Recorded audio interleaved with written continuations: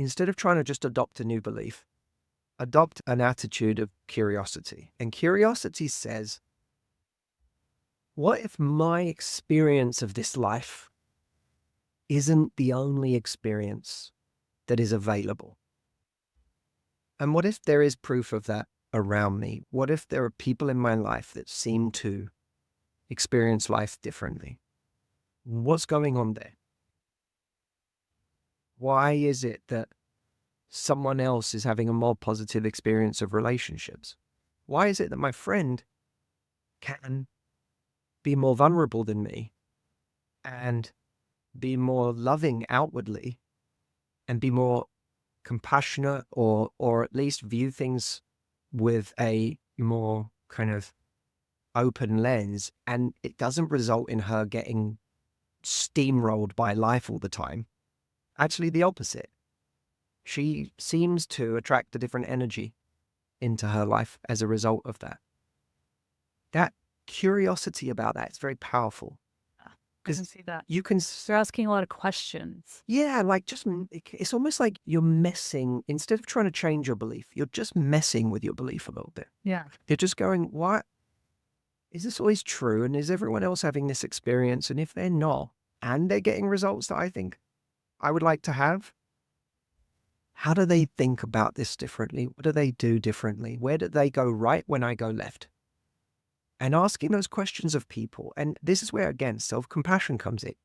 You have to recognize that when you're asking those questions of someone else, especially if they're more natural or have reached a different point than you in this area, you are a toddler in that area.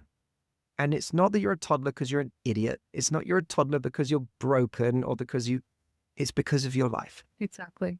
And your life has made you an athlete in certain areas, and it's made you a toddler unable to walk in others, or one who hasn't learned to walk yet in others.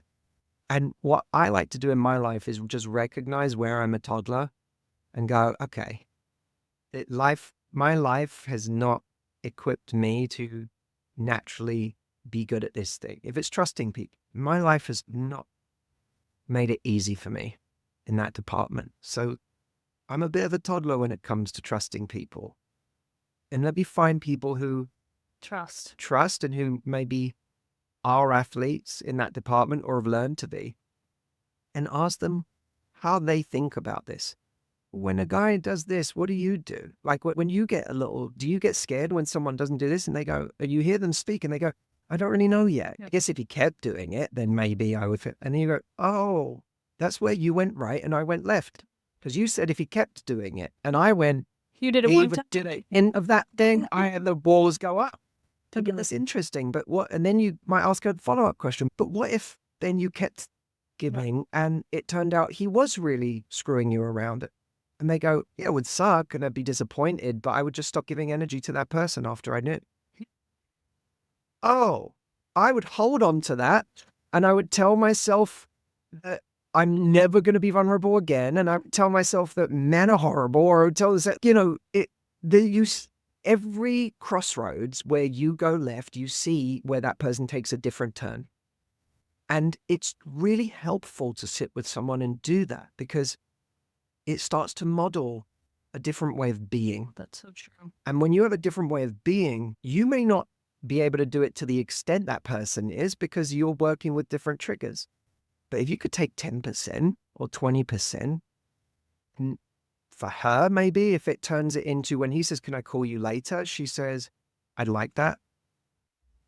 And there's just a bit more vulnerability in that. And then when he does call her, she says, oh, so I got it in my head today. And she's just, instead of trying to be okay, she does pretend to be okay, but instead of saying, don't call me, she has a conversation and she's curious with him. Yeah, I got in my head today about something. And then they have a conversation, just a vulnerable conversation. And maybe he says, oh, you know what? Honestly, this is all too much for me. If you're going to get insecure about this, I don't even want to know. Like maybe he does that. But then it's okay. This is someone who doesn't really see me.